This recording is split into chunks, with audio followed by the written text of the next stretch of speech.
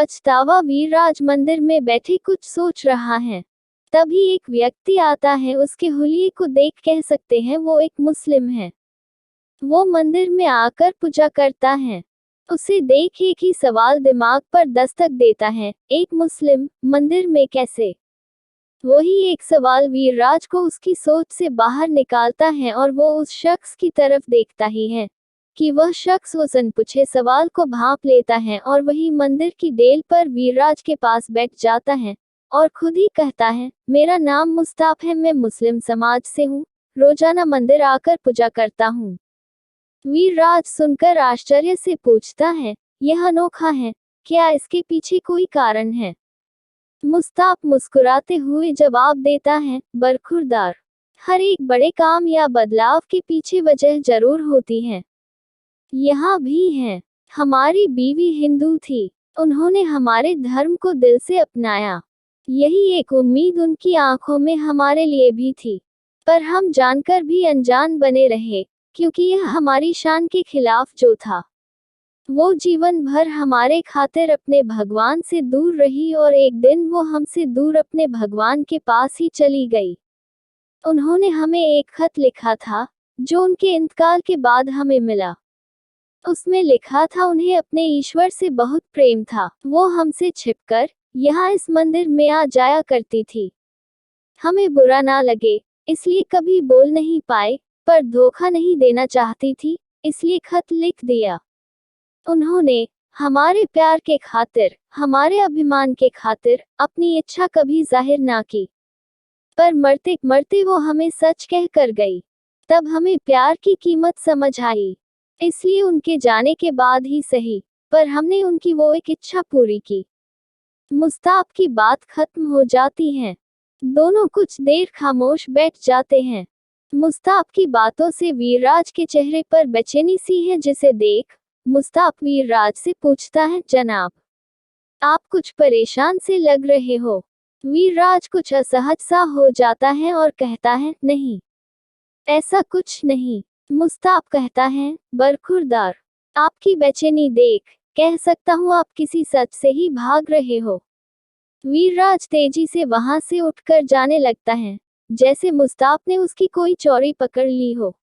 मुस्ताफ उसे रोकता है, पर वीरराज तेजी से वहां से निकलकर अपनी कार में बैठकर चला जाता है। वीरराज के दिमाग में मुस्ताफ की सारी बातें घूमने लगती हैं। वीरराज को रात भर नींद नहीं आती। सुबह होते ही वो फिर उसी मंदिर में जाकर बैठ जाता है। फिर से उसकी मुलाकात मुस्ताफ से होती है। मुस्ताफ वीरराज के पास आकर बैठ जाता है। मुस्ताफ समझ रहा था कि वीरराज उससे कुछ कहना चाहता है, पर मुस्ताफ चाहता था वीरराज खुद अपने अभिमान को तोड़कर सच को उनके सामने रखे, जिससे वो भाग रहा है। पर वही वीरराज चाहता है मुस्ताफ उससे आगे से सवाल करे, पर वीरराज कुछ नहीं बोल पाता। 2-3 दिनों तक यही चलता रहता है। आखिरकार एक दिन वीरराज खामोशी तोड़कर बोलता है, असल में मेरी नौकरी में थोड़ी दिक्कत है, बस इसलिए परेशान हूँ।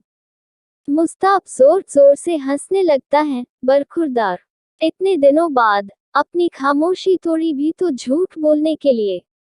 मियाँ, हमारे बाल धूप में सफेद नहीं हुए हैं। आपका चेहरा साफ कह रहा है आप खुद से खफा हैं। खुद की गलती मानने की हिम्मत नहीं है आप में। आप इस पुरुष प्रधान समाज के वही पुरुष हैं, जो अपने मन रूपी अकड़ में इतने जकड़ गए कि सच को स्वीकार नहीं कर पाते। मुस्ताफ वीरराज को उसके ही असली रूप से पहचान करवाता है। वीरराज के दिल पर एक बोझ है, जिसे वो खुद से भी खुलकर नहीं कह पाया है, और आज वो अपने जीवन के उस एक पहलू को मुस्ताफ के सामने रखता है और कहता है, मैं एक मॉडर्न लड़की से शादी करना चाहता था, पर मेरे माता पिता ने मेरी शादी गांव की लड़की नीतू से करवा दी। मैं उससे ठीक से बात तक नहीं करता था। वो मेरे परिवार के साथ ऐसे घुल मिल गई थी, जैसे बरसों से उनके साथ रह रही हो। मुझे ये भी पसंद नहीं आ रहा था, फिर भी वो मेरी हर जरूरत को बिना मेरे कहे पूरा कर देती थी। मैं तरक्की पर तरक्की कर रहा था। मुझे अपने आप पर बहुत अभिमान था। एक दिन नशे में धुत घर आकर मैंने नीतू के साथ बदसलूकी की। मैंने कहा, तुम मेरी जिंदगी की सबसे बड़ी गलती हो। शर्म आती है मुझे जब तुम्हें पत्नी कहना पड़ता है। मैं बोलता ही गया। नीतू के लिए यह सब नया नहीं था, पर मेरे माता पिता के लिए ये एक कड़वे घुट के समान था। बिना मुझसे बात किए वो नीतू को अपने साथ ले गए। मैंने ऐसे बिहेव किया जैसे मुझे काले पानी की सजा से मुक्ति मिल गई हो। जाते वक्त नीतू ने मेरी मेज पर एक डायरी रखी थी जिसमें मेरी सारी जरूरतों की लिस्ट थी। यह देखकर मुझे गुस्सा आ गया। क्या समझती है वो खुद को? मैं क्या उस पर डिपेंड करता हूँ? फिर मैंने सोचा, मैं क्यों चिढ़ रहा हूँ? वो तो थी ही गंवार, अब चली गई, मैं आजाद हूँ। ऐसा सोच मैं ऑफिस चला गया। ऑफिस में लंच ब्रेक में जैसे ही मैंने टिफिन खोला, मैंने उस महक को मिस किया जो रोजाना मेरे थके चेहरे पर मुस्कान बिखेर देती थी। एक पल के लिए मुझे एक अजीब सी कमी महसूस हुई, पर उस वक्त मुझे अपनी आजादी का गुमान ज्यादा था। समय गुजर रहा था, मैं अपनी हर एक जरूरत के लिए डायरी पर डिपेंड करता था। कमी का कुछ एहसास तो था, पर मेरा ईगो मेरे सामने आ जाता और मैं फिर अपनी अकड़ में जीने लगता। मैं परेशान जब हो गया जब मेरा वर्किंग परफॉर्मेंस बिगड़ने लगा। हमेशा अपनी प्रोग्रेस के लिए खुद को सारा क्रेडिट देता था। मैं ये मानना ही नहीं चाहता था कि मेरी प्रोग्रेस में नीतू का भी पूरा हाथ था। उसी के कारण मैं अपने जीवन की कई छोटी बड़ी परेशानियों और जिम्मेदारियों से बहुत दूर था और केवल अपने काम पर फोकस करता था। बेस्वाद खाने में, मुरझाए फूलों में, बिखरे घर में, हर उस जगह जहां मैं नीतू को देख चिढ़ता था, उसे गंवार कहकर निकल जाता था। मुझे उसकी कमी महसूस होने लगी थी, पर मैं ये मान कैसे लेता। एक दिन मन भारी हो गया, फिर मैंने माँ को कॉल किया। वो मेरी आवाज से ही समझ जाती थी कि मैं परेशान हूँ, पर समझते हुए भी माँ ने मुझे इग्नोर कर दिया और कहा कि नीतू ने दूसरी शादी का फैसला कर लिया है। यह सुनकर मुझे और गुस्सा आ गया और मैंने कॉल कट कर दिया। कुछ दिनों पहले ही मुझे डाक से तलाक से कागज मिले। पता नहीं क्यों मैं खुश नहीं हूँ। मैं चाहता तो यही था कि नीतू मेरी जिंदगी से दूर हो जाए, पर आज मैं बेचैन हूँ। मुस्ताफ थोड़ी देर रुककर कहता है, अब तुम क्या सोच रहे हो? वीरराज कहता है, नीतू मुझसे बहुत प्यार करती थी, फिर वो कैसे दूसरी शादी के लिए सोच भी सकती है?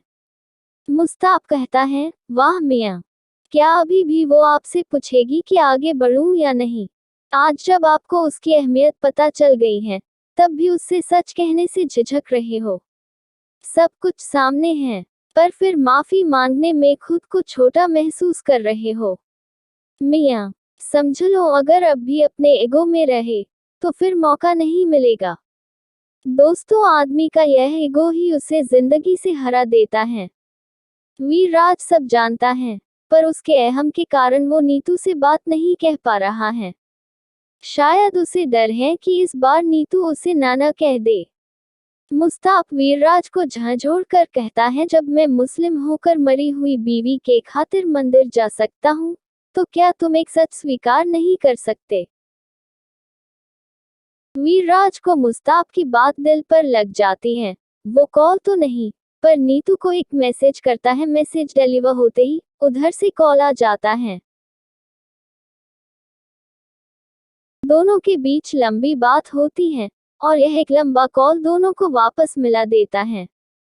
दोस्तों, एक टेक्स्ट के बाद नीतू एक पल नहीं रुकती और कॉल कर देती है।